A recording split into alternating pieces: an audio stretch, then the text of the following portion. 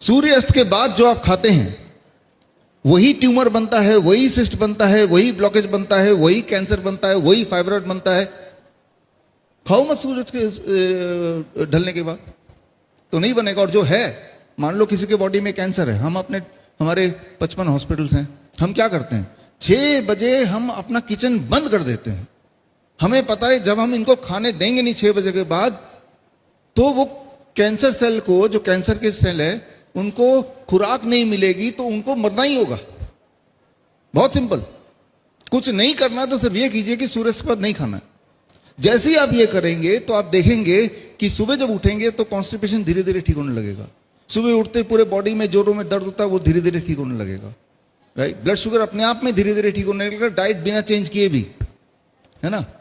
नींद बड़ी अच्छी आने लगेगी शाम के सूर्य के बाद नहीं खाएंगे तो, है ना। तो जहां जहां दर्द होता है वो कम होने लगेगा, कहीं ट्यूमरस ग्रोथ दिख रहा है तो वो कम होने लगेगा, कोई घाव भर नहीं रहा है तो घाव भरने लगेगा। अगर आज आप चाहते हैं कि आपके घर के सारे लोग स्वस्थ रहें, तो आज घर जाते हुए रास्ते से एक ताला खरीद लीजिए और शाम के 6 बजते उस किचन में ताला लगा दीजिए, बस। हाँ, आप देखेंगे अरे सब ठीक होने लगे। धन्यवाद।